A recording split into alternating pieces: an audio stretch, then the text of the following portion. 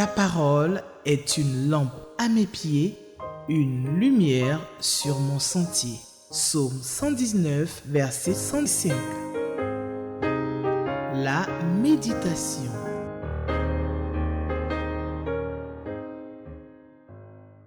Bien-aimés du Seigneur, que la grâce de Dieu qui est mise en réserve pour ses enfants soit suffisante pour nous accompagner tout au long de cette journée que Dieu nous donne. Vous êtes forts, vous êtes solides, car vous faites de la parole de Dieu vos délices. Ainsi, vos maisons, vos activités sont stables et inébranlables, car vous persévérez chaque jour dans la mise en pratique de la parole de Dieu que vous méditez chaque jour.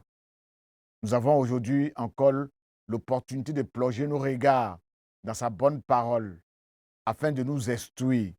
Dans le 8e chapitre du livre de Job, nous examinons ce texte à partir des questions 3, 5 et 7 de notre guide de méditation quotidienne, le lecteur de la Ligue pour la lecture de la Bible.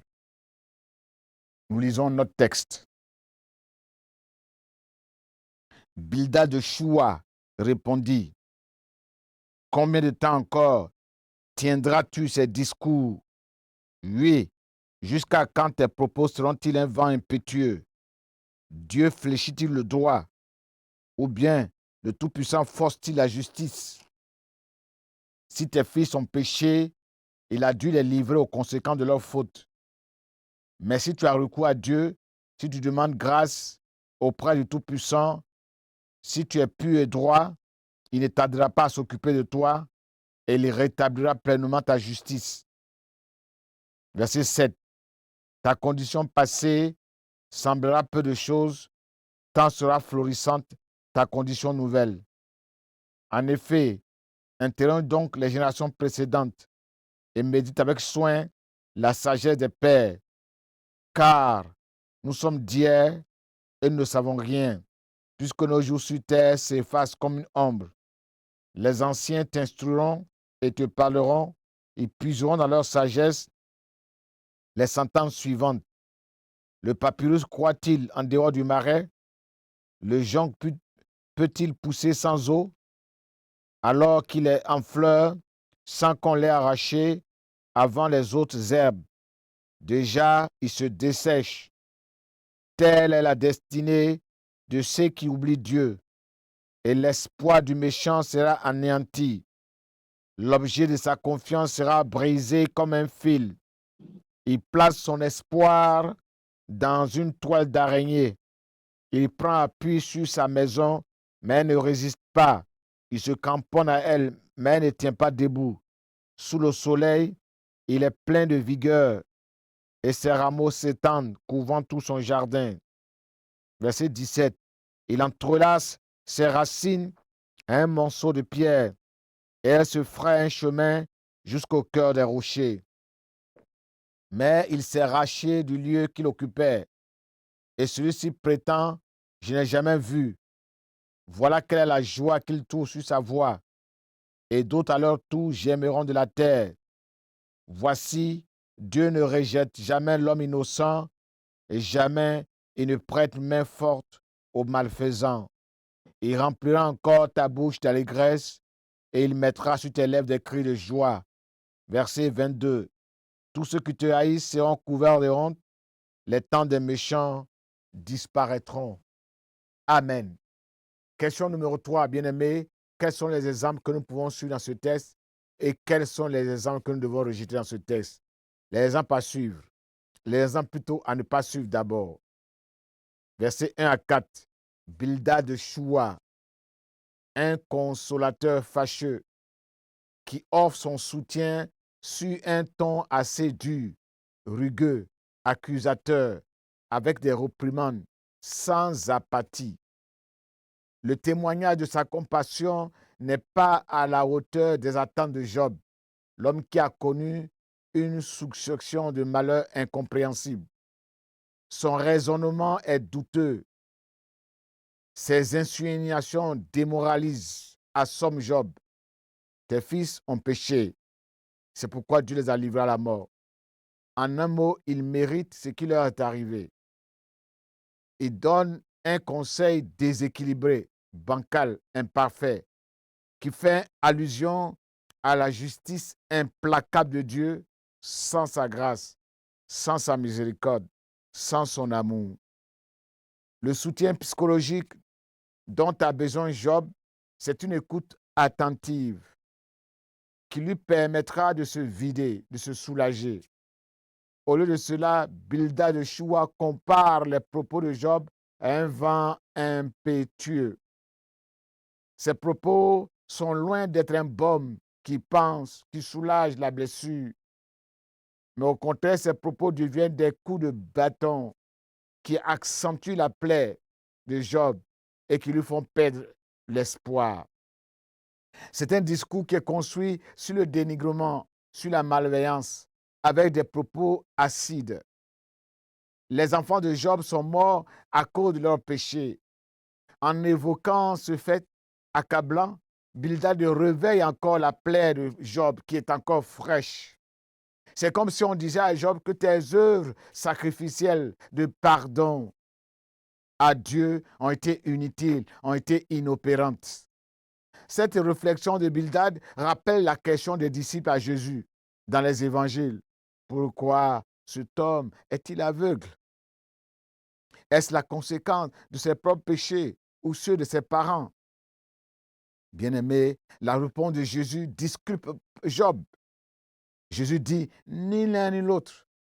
Il est aveugle pour que la puissance de Dieu se manifeste. Jean 9, plutôt verset 1 à 2. Les chrétiens doivent cesser de croire que les épreuves, les souffrances sont la conséquence d'un péché quelconque, ou que les bénédictions, les richesses sont le signe d'une vie approuvée par Dieu. La réponse de Jésus a pour but de redresser les conceptions erronées, comme celle de Bildad, et d'amener les chrétiens à se poser les bonnes questions au sujet de ce que Dieu fait. Au lieu de poser la question, qu'est-ce qu'ils ont fait pour mériter un tel sort? Il faut maintenant dire, pour quel but Dieu a-t-il permis cela? Une autre pensée erronée de Bildad se trouve au verset 6 et 7. Ce conseil où il demande à Job de se tourner vers Dieu pour retrouver la bénédiction, pour retrouver la prospérité matérielle. Cette idée rappelle le contenu des prédications qu'on attend souvent. On attend ceci. Viens à l'église, tu ne vas plus souffrir, tu auras accès à toutes sortes de bénédictions, tu vas voyager, tu auras visa, tu auras beaucoup d'argent, beaucoup d'or. Le vrai enseignement que Jésus nous a donné se décline ainsi. Venez à moi, vous tous qui êtes fatigués et chargés, je vous donnerai du repos. Je vous désirerai apporter vos fardeaux, car mon joug est léger. Celui qui veut me suivre, qu'il prenne sa croix, qu'il me suive. Question numéro 5. La deuxième question. Est-ce qu'il y a des promesses dans ce texte? Oui, bien aimé, il y a des promesses. À partir du verset 5 jusqu'à 7, on découvre que le secours de Dieu, son aide, son soutien, son réconfort, sa consolation, sa grâce, sa faveur sont à la disposition de ceux qui cherchent Dieu, ceux qui demandent son intervention, son secours. Dieu s'occupe de ceux qui sont dans la misère. Il les rétablit, il les réhabilite, il leur accorde son bonheur. Dieu a la capacité de faire de ta situation présente plus élevée, plus éclatante, plus florissante que la précédente. Dieu déclare que la gloire, la beauté de ce nouveau temple surpassera beaucoup la gloire de l'ancien temple. Agé 2, 8 à 9. Dieu dit, en ce temps de restauration, en ce temps de renouvellement, de relèvement, de reconstruction, au lieu de l'opprobre, vous aurez une portion double. Ésaïe 1, verset 4 à 7. Cette promesse de Dieu s'est concrétisée dans la vie de Job. La Bible dit que Dieu l'a béni plus que la première partie de sa vie. Dieu lui a donné de posséder 14 000 ovins, 6 000 chameaux, 1000 paires de bœufs, 1000 ânesses, et que Job mourut rassasié de jour. Job 42, 12 à 16. Les versets 20 à 22 nous apprennent que Dieu ne rejette pas l'homme intègre. L'Éternel ne délaisse pas son peuple et n'abandonne pas son héritage. Psaume 94, verset 14. L'Éternel aime la justice et n'abandonne pas ses fidèles à cause de son grand nom. Ils sont toujours sous sa garde, mais la postérité des méchants est retranchée. Psaume 37, 28, 1 Samuel 12, 22. Il n'oublie pas l'alliance avec tes pères. Deutéronome 4, 31. Dieu dit, je ne vous laisserai pas orphelin. Je viendrai à vous. Je ne te délaisserai pas. Jean 14, verset 18, Hébreux 13, 5. Dieu remplira ta bouche de cris de joie et de chants d'allégresse. Verset 21 de notre texte. En effet, quand l'Éternel ramena les captifs de Sion, ils étaient comme ceux qui étaient dans un rêve. Leur bouche était remplie de cris de joie et leur langue de chants d'allégresse. Alors, on disait parmi les nations, l'Éternel a fait pour eux de grandes choses. Oui, ceux qui sèment avec larmes moissonnent avec des chants d'allégresse. Psaume 126. Que les cieux se réjouissent, que la terre soit dans l'allégresse, que la mer retentisse avec tout ce qu'elle renferme, que les arbres des forêts poussent des cris de joie devant l'Éternel, car il vient pour juger la terre. Il jugera le monde avec justice et les peuples selon sa fidélité. Psaume 96, 11 à 13. Tes ennemis, tous ceux qui te haïssent, seront couverts de honte. Dieu promet ceci à son nom. Je revêtirai de honte tes ennemis. Et sur toi brillera une couronne. Psaume 132, verset 18. Mon ennemi le verra et la honte le couvrira. Elle qui me disait, où est l'Éternel ton Dieu? Michée 7, verset 10. Tous mes ennemis sont confondus. Ils sont saisis d'épouvante. Ils y reculent soudain, couverts de honte. Psaume 6, verset 10. Mais ils seront confondus. Ils seront couverts de honte. Tous ceux qui sont irrités contre toi, ils seront réduits à rien. Ils périront, ceux qui disputent contre toi. Ésaïe 41, verset 11. Mais l'Éternel est avec moi comme un héros puissant. C'est pourquoi mes persécuteurs chancellent. Ils n'auront pas le dessus. Ils seront remplis de confusion pour n'avoir pas réussi. Ce sera une honte éternelle qui ne s'oubliera pas. Jérémie 20, verset 11. Question numéro 3. Quelles sont les vérités que nous pouvons tirer de ce texte? Verset 3. Dieu ne fléchit pas la justice. Il ne renverse pas le droit. C'est une réalité. L'Éternel préfère la justice et l'équité et non les sacrifices. Proverbe 21, verset 3. L'Éternel aime ce qui est droit. Tous ses actes, toutes ses voies sont justes. Il n'y a pas chez lui de l'injustice, du favoritisme, ni acceptation de pots de vin pour renverser la justice, pour renverser ce qui est droit. Psaume 37, 28, Daniel 4, 34, 2 Chroniques 19, verset 7. La droiture, la justice et le droit, la bonté de l'Éternel remplit la terre de ces choses-là. Psaume 33, verset 5. L'Éternel est juste dans toutes ses voies. Il est bon dans toutes ses œuvres. C'est un Dieu d'équité. Heureux ceux qui comptent sur lui. Psaume 145, verset 17. L'Éternel est droit. C'est pourquoi il montre aux pécheurs la voie à suivre. Il conduit les humbles dans la justice. Il leur enseigne ses voies. Psaume 25, verset 8 à 9. La justice et l'équité sont le socle, la base du trône de Dieu. Psaume 80, verset 15. Verset 14. Si tes fils ont commis des fautes, Dieu leur a fait payer les conséquences de leurs actions mauvaises. C'est vrai que cette pensée ne reflète pas la situation de Job, mais au deuxième degré, elle s'adresse à nous. Et nous constatons tout le long de la Bible que quand les fils pêchent, ils subissent les conséquences de leur péché.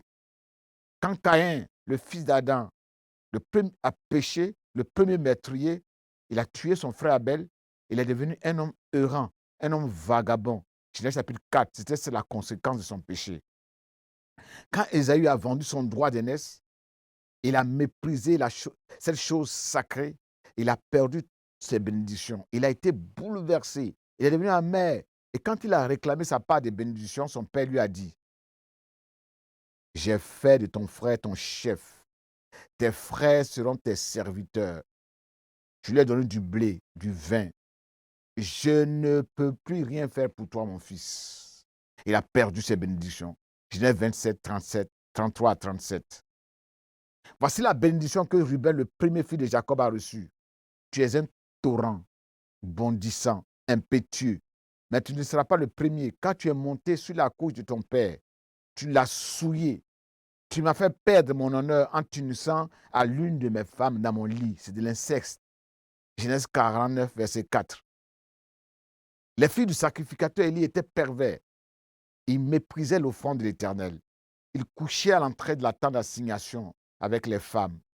Dieu prononce contre son père et contre eux-mêmes cette sentence. Il n'y aura plus de vieillard dans ta maison. Tes deux fils mourront le même jour. Je m'établirai un sacrificateur fidèle qui agira selon mon cœur et selon mon âme. 1 Samuel 2, 12 à 36.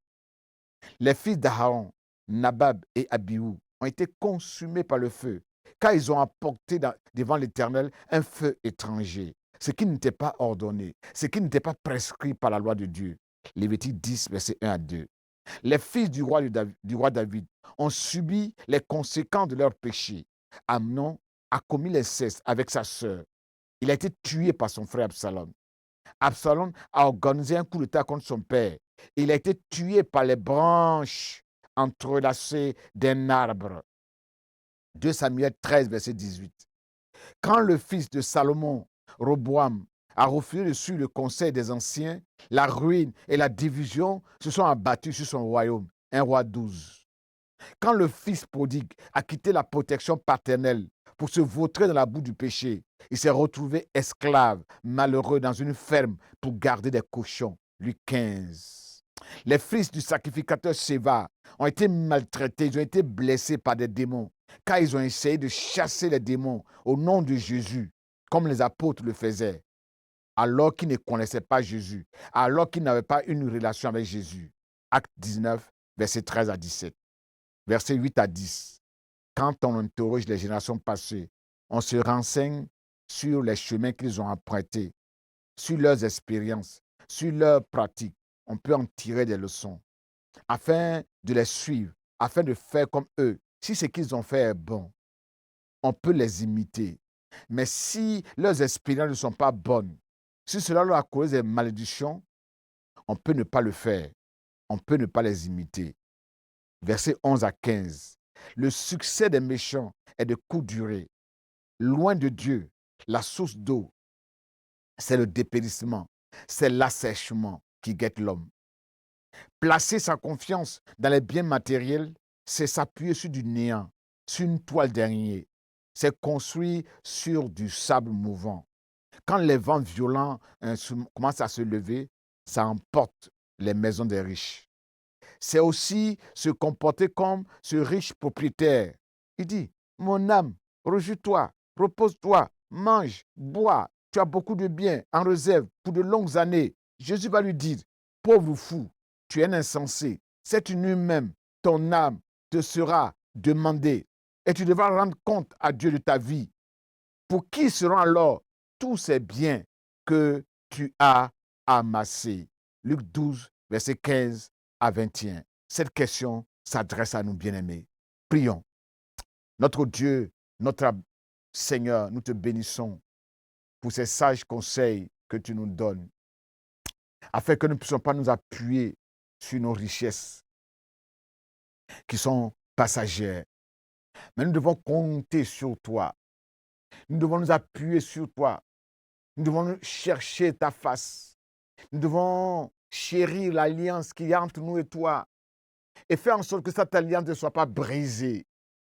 Parce que quand nous sommes au bénéfice de cette alliance, tu nous corriges, tu nous châties, tu nous travailles pour que nous puissions produire davantage de fruits à la gloire de ton nom. Tu préserves nos âmes, tu bénis nos vies. Seigneur, donne-nous, Seigneur, de ne pas laisser nos enfants vivre dans le mal, dans le péché, afin qu'ils ne subissent pas les conséquences de leur péché et que leurs enfants et que leurs petits-enfants ne subissent pas les conséquences de leur péché. Aide-nous à leur montrer la crainte de Dieu, à leur enseigner la crainte de Dieu, afin qu'ils vivent dans la sainteté, dans la pureté et qu'ils glorifient ton nom. Merci notre Dieu. Merci de nous soutenir afin que nous vivions dans la sainteté et dans la pureté pour la gloire de ton nom. Amen. Ta parole est une lampe à mes pieds, une lumière sur mon sentier. Psaume 119, verset 105. La méditation.